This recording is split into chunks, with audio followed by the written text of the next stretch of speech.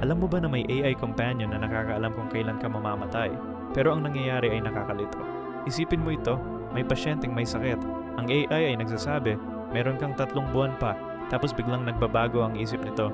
Hindi, huwag mong isipin yan, maging peaceful ka lang. Bakit ganito? Kasi ang AI ay may iba't ibang cultural programming. Ang Western module ay nagsasabing dapat malaman ng tao ang totoo para sa planning. Ang Eastern philosophy ay nagsasabing masama malaman ang exact timing.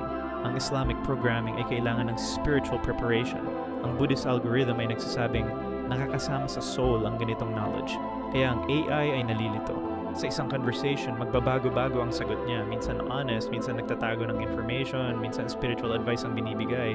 Ang tanong, tama ba na may technology tayong nakakaalam ng death timing? At kung meron, paano natin gagamitin ito nang hindi nakakasakit sa iba't ibang kultura at ng beliefs? Ang hirap ng sagot.